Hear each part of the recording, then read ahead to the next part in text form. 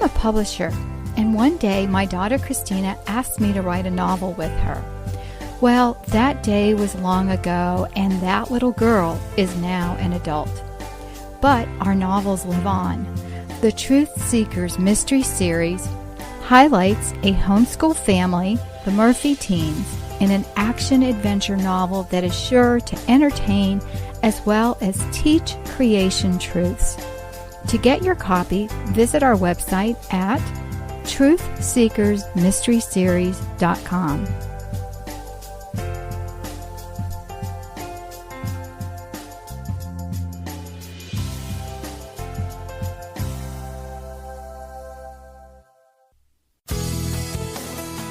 This is a production of the Ultimate Homeschool Radio Network.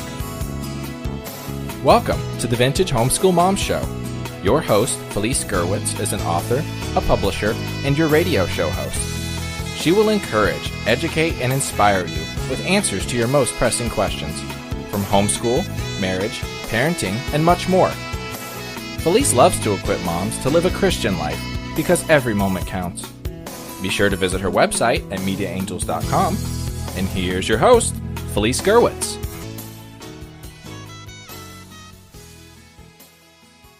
Hey everyone, and welcome. This is Felice Gerwitz with an episode of Vintage Homeschool Moms, and today we are going to take a little bit of an academic twist, if you will, and we are going to be talking about socialism. We hear that talked about a lot on the news, and as homeschool parents, we want some understanding of what does it mean and how does it apply to us and how are we going to educate our children.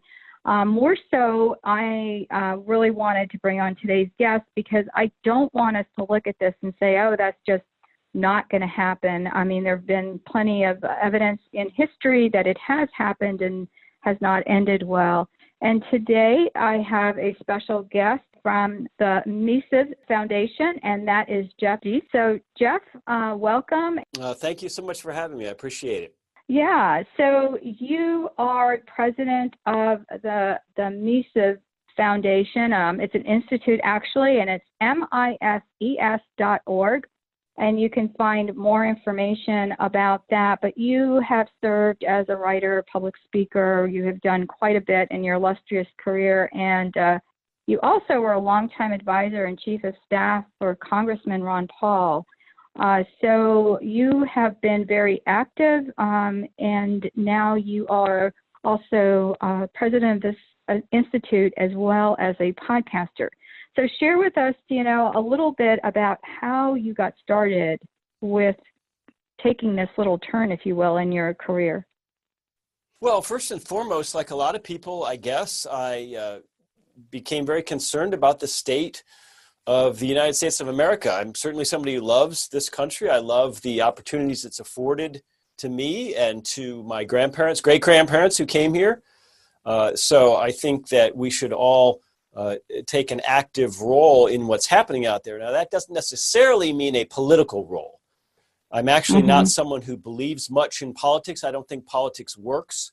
And I don't think government and politics ought to be the way that we organize our society. I think we ought to organize our society around civil institutions, around families, and around markets. Because markets, in my view, are cooperative. The marketplaces represent people coming together and doing things voluntarily. So I know that a lot of people worry about what they think of as free market fundamentalism. And I understand that concern, that it is anti-human, that it doesn't concern itself enough with family or civic and social institutions or religion or whatever it might be. And this is a criticism often directed by the right towards libertarians or neoliberals or whatever the term of the day might be. And I understand that, but in fact, I think that regardless of our own particular viewpoints, I think that we can start to agree when we look at the 20th century and what's unfolding in the 21st, that government is really not the best boss for us, and certainly not a faraway government in Washington, D.C. that purports to rule over 330 million people with exceedingly diverse interests. We become far too centralized in D.C. and with the Supreme Court and with federal preemption of state law and that sort of thing. So Long story short, I'm someone who had an opportunity to meet Ron Paul a long time ago when I was an undergraduate in college and just became interested in markets and economics as a result. Mm-hmm. Yeah, and you've also spent time as a tax attorney, so you are an attorney, is that correct? Yeah, I was a lawyer for about 20 years. Okay, all right.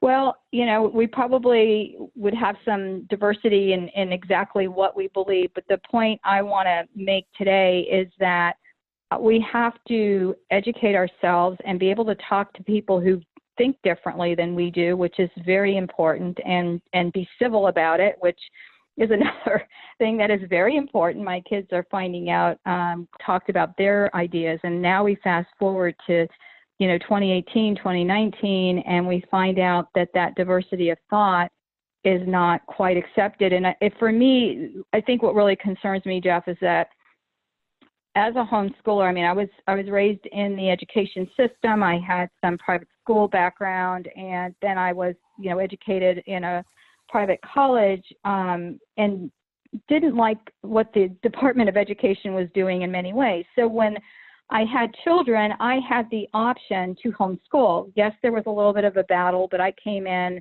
late 80s after a lot of the foundational works were put in for the homeschool, homeschool pioneers, as we call them, and they got us the legal standings.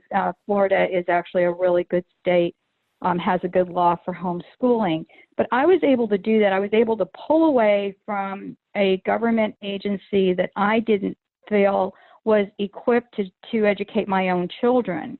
However, I can't pull away from society, and that's what I'm seeing now. So, in the research that I did, I learned about Mises, and I want people to understand a little bit about him. So I'm sure you could talk for hours just about, all that he did. I'm going to put a link in the show notes.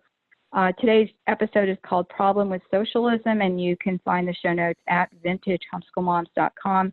So I will have a link to your site, but what are some things that you think are really important that people should know about his foundational work?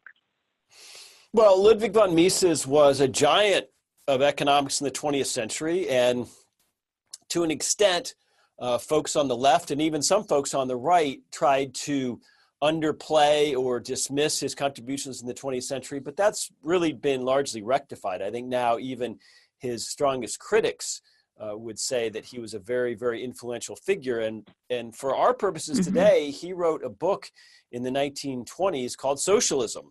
And it remains today maybe one of the most readable and most accurate criticisms of a centrally planned economy, what would later unravel in the former Soviet Union, what would later bring into turmoil Nazi Germany, which affected his life in Vienna, Austria very much. And ultimately, as a Jew, he fled Vienna to Munich for a period, and then ultimately to New York City, which is how he became a de facto American later in his life. So he wrote Human Action, which is one of his most important books, a couple decades later, and he wrote it in English, which was not his first language.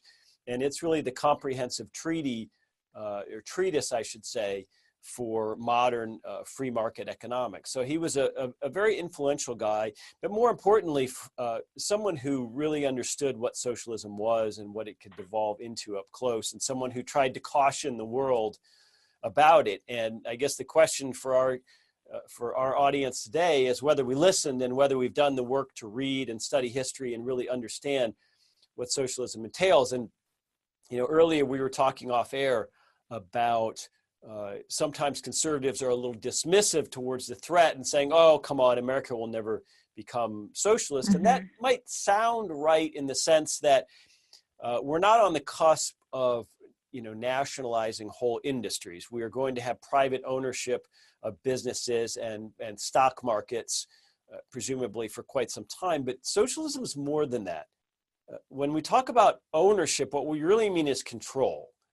So when we think about how government controls industries, how government controls businesses and individuals, even though it doesn't necessarily own those businesses, the measure of control and the degree of control has been growing and growing and growing throughout the 20th century, and it's increasing now.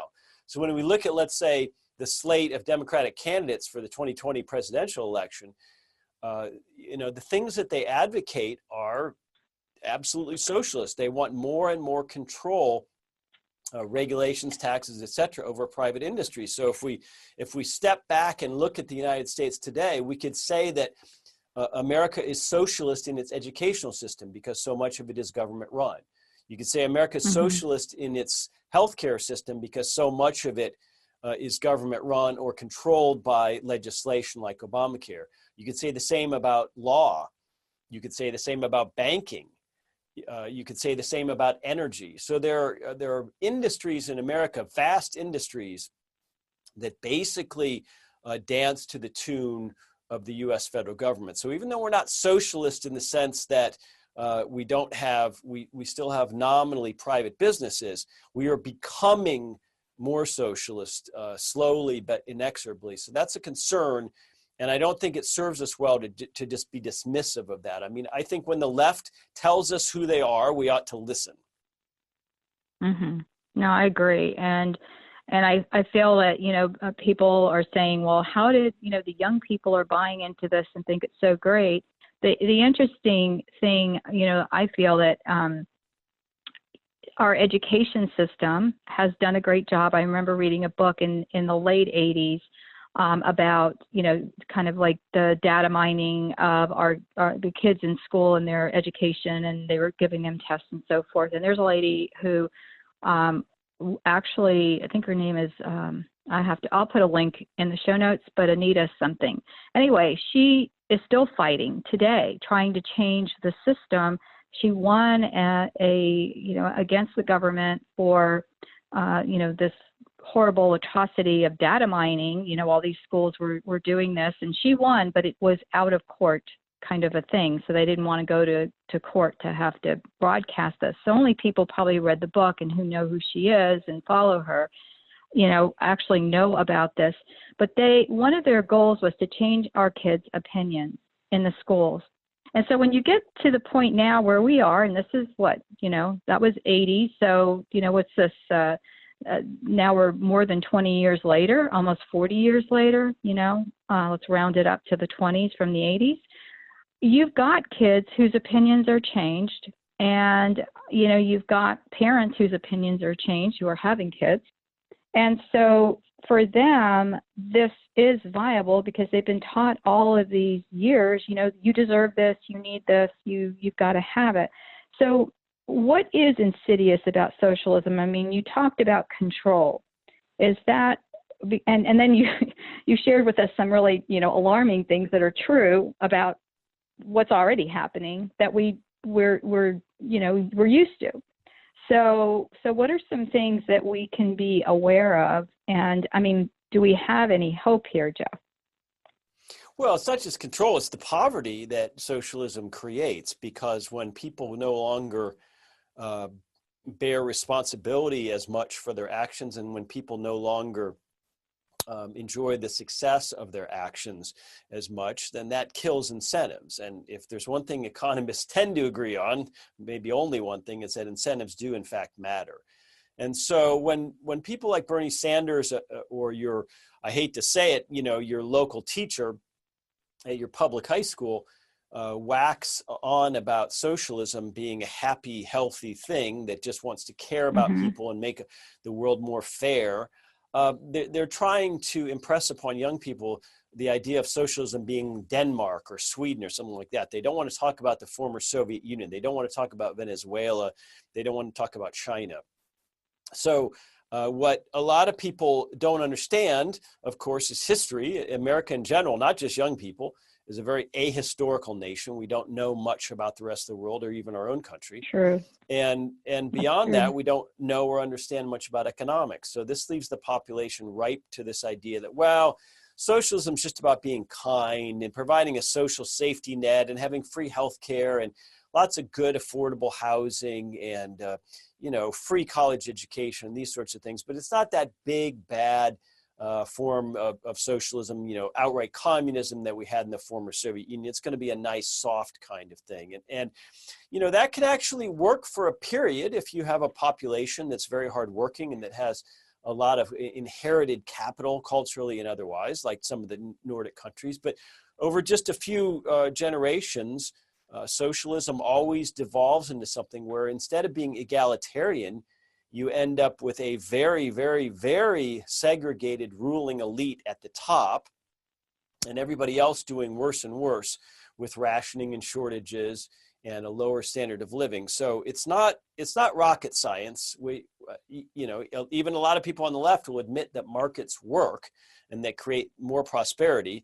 The question is just whether or not young people will attempt to overturn what we think of as American capitalism, as jaundiced and impure as it might be, whether they really want to overturn that in exchange for, at the least, a style of European social democracy, or maybe something beyond that. So it's our job to counter, especially for those listening who homeschool. It's our immediate task to counter what people are hearing from their peers, from their teachers, from most mainline Protestant denominations, from unfortunately a lot of the Catholic Church, so this is a full scale war. This is a multi-front war. The culture is arrayed against us, and so part of the cultural war is fighting back against the idea that socialism is benign, because it's anything but. Right. Well, you're probably alluding to the Pope, who we totally disagree with his take on socialism, because look at the countries he's coming from.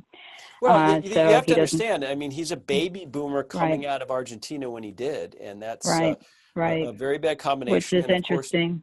Course, we see this throughout, there's a lot of very left-wing sentiment now in the Catholic Church. Yeah, we see it, but there's a lot of good right wing and conservatism as well in the church. So, yeah, and so it's really difficult, Jeff, to just take a massive statement and apply it to everyone, and that's what's difficult here. Is how do you get to the point where you can really look at some information and say, okay, this is where it's starting.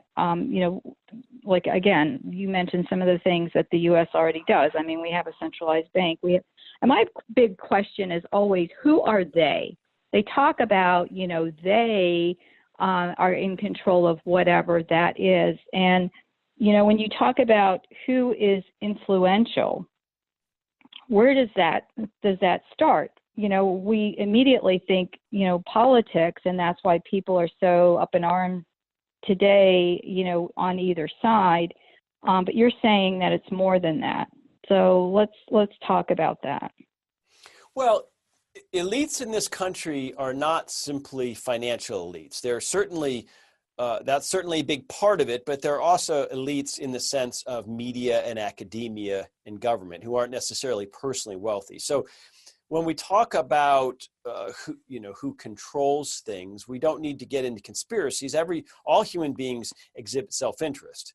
So the idea that people who are sort of running things in any society would like to continue running things doesn't require any conspiracy mindedness. It just requires an honest assessment of human behavior. So, I think if we look at a lot of the institutions that controlled the United States in the 20th century, we should rejoice that they're being challenged and questioned, and some of them are crumbling.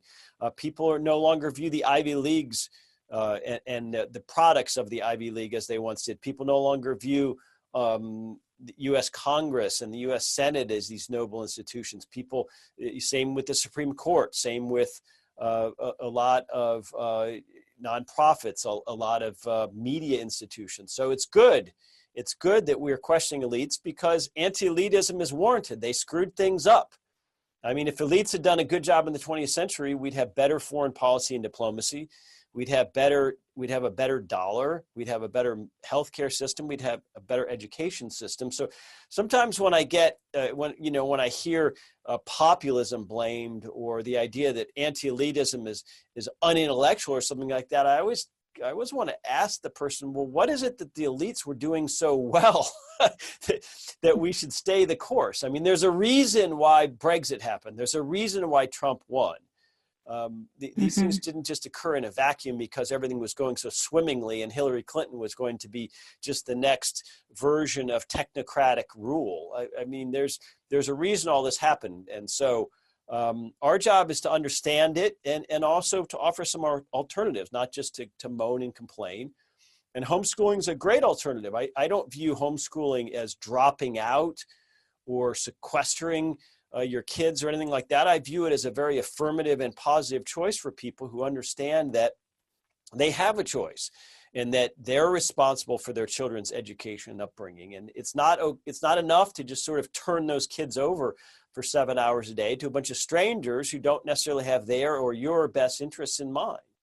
So I think homeschooling is one of the most revolutionary acts by which one can strike a blow at a society and culture and a government that seems oppressive, that feels oppressive. So kudos to you and your audience because I know it's not easy. I have 2 kids, and one of them's a great candidate for homeschooling. The other, we're not convinced, but nonetheless, it's not easy. It is a tough road, and it involves a lot more work than just dropping your kid off at school and, maybe every once in a while taking a look at their homework or their report card. So kudos to you. And it's the most important thing because there's nothing more important than education. As much as I dislike some of the things our government does, I don't think revolutions generally work out best for anyone. So I think our revolution has to be intellectual, and it certainly starts right at home. Right. I appreciate that, Jeff. It's nice to hear someone, share that. And so we may simplify it by saying socialism versus capitalism, but you were talking about that being a bigger thing before we went on air. So share what that is. Socialism versus what? Well, I would argue it's socialism versus freedom. And that the state is not the best way to organize society. The government, if you believe in it at all, ought to have a very small role as a referee and a judge, perhaps, and not much else, that it ought not to be an active participant in society like it certainly has become, when I'm talking about, of course, the U.S. federal central government. So what animates the left today is the doctrine of egalitarianism, and that has really become a religion unto itself. And socialism is a part of that. Socialism is sort of the economic and political end of that, but egalitarianism's bigger. It's a bigger thing. It is a religion, and it's so define treated as that. such. So when people question egalitarianism, even pragmatically, you say, well, gee whiz, when you raise the minimum wage because you think it's going to help the poorest workers, it actually dislocates some and causes a lot of them to lose their jobs, and they're made worse off. The reason you get such a vitriolic or emotional response is because you have challenged something that is an article of faith on the left. Egalitarianism is not necessarily a rational worldview or mindset because, of course, it's so at odds with human nature and human experience. So it's real, but it's very powerful. I mean, the idea of creating a more equal society is a very, very powerful and effective narrative, and we can understand why it works and why it holds appeal, especially with young people. It tugs at the heartstrings. So the fact that it produces the opposite of what it purports is something that requires some critical thinking and taking a few more steps, and doesn't always lend itself to sound bites like, well, let's have Medicare for all. Well, gee whiz, that sounds great. What's the cost as opposed to what? So we have to appeal to the segment of the population that's willing to go a little deeper and work a little more and think a little harder. And I don't think we should shy away from that. Right. But the thing is, it's having the good arguments. Not until this summer when my daughter came home from college and explained, Mom, we think they're wrong. They think we're evil, which is exactly what you're saying. I mean, it didn't even hit me. What happens is we listen to these things and we think it's incredulous, or our media is telling us things that they just expect us to believe because they say it so many times. Are they thinking that we're that stupid that if they say it enough times, we're going to believe it? So how how do you not get frustrated? Because you're in the middle of this. I mean, for Pete's sake, you're president of this entire institution. So I feel like you're getting into this whole philosophical thing. And, for me, just sitting here as I talk to you, sometimes I feel overwhelmed. So can you kind of drill down and just give us some points that could be helpful? Well, I think you have to get hyper local. When something sounds philosophical or sounds overwhelming or daunting, I think you have to start at home and then work outward in concentric circles. So I would love to see people a lot more concerned about their town or their region than, the federal government in America at large. I wished we sent, I'm not a big fan of taxes, but if I have to pay them, I'd rather pay 80% to my state and 20% to Washington, D.C. instead of the other way around. I think things can be improved locally. And the other thing is I think that locally you can make a bigger difference if you're going to get involved with education or schooling or whatever it might be. So there's more to life than just the national politics. There's all kinds of things happening below that. And I think you start with figuring out your own family situation and moving out from there. That's the most important thing, no question. Yeah, sheriffs is a big thing. We really pay attention to our sheriff's elections. When that happens, they have a lot of power that I don't even think the sheriffs understand they have. And you're right. I have friends that have done that. One of my friends is an attorney. She's no longer an attorney, but she was in the military as an attorney. And she started out as just it being a field trip for her kids to go to some of these local forums that they have, and she has just become very, very political. And I just laugh thinking, she was using it as a homeschool, example. Let's just go to some of these political action or, the school board meeting or whatever that is. And she has really done some amazing things and let us know, just tell us when we need to show up and we'll be there. So you're right. You can drill down to some local things and know that, but we really have to allow our children to understand the historic significance of socialism and what it has done, and really study the countries that have been affected and not these pseudo countries that are considered socialistic but aren't. Any books and places you can direct our audience, Jeff, to listen? You have a podcast, correct? Yeah, if you're homeschooling younger kids, let's say K through 8, I would suggest the Tuttle Twins series, Tuttle. It's a series of kids' books written by a friend of ours named Connor Boyack. If your kids are a little older and more advanced, I think you can come to Mises.org and find all the economics you'd ever want to read for free for the rest of your life. We have thousands and thousands of books in electronic format, online, free. I'm going to throw this out there because there's just too many to even consider, but I'm going to throw out there the name of a book, Economics in One Lesson by Henry Hazlitt. This book was written in the 1940s, but it is absolutely as accurate and as prescient today as it ever was. This is a book that everyone has to read. It's a very easy read. We're going to be giving away huge numbers of a new hardcover of this book later this fall, but it's probably the single best book ever written for people who aren't economists, for just lay readers. I'll have to get it. To understand economics. It's short. Most of the chapters don't build on each other. They can be read as standalone. For example, there's chapters on minimum wage and rent control and that sort of thing. An absolutely phenomenal book, Economics in One Lesson by Henry Hazlitt. Please, keep in touch with me. I am on Twitter at Jeff Diest, JEFFDEIST, or find my email. Our website is Mises.org. And when the time comes, I'll be happy to send any homeschooler listeners out there or homeschool moms and dads some copies of this book. And please just keep in touch, because there's a lot of resources that I can make available to you, but I'm not sure we can go through all of them today. Right. Wonderful. Okay. So, Jeff, I really appreciate your time. And like I said to the listeners, I'll have all these available on the website. So the topic today was the problem with socialism, episode 372. You can get the show notes at vintagehomeschoolmoms.com. And I have followed actually subscribed to one of the newsletters that you have going out. I don't do the daily one, but I have one, and I'm not even homeschooling kids anymore. So if I can do it, parents, this is great information for you and your family. So again, Jeff, thanks so much for coming on. I really appreciate your time. Well, Felice, it was great to meet you. All right. Bye-bye. Okay. Take care. Bye now. Bye. Thanks again. Thanks for tuning in to the Vintage Homeschool Mom Show. Visit Felice at MediaAngels.com and TheVintageHomeschoolMoms.com. Vintage Homeschool Moms is a production of the Ultimate Homeschool Radio Network.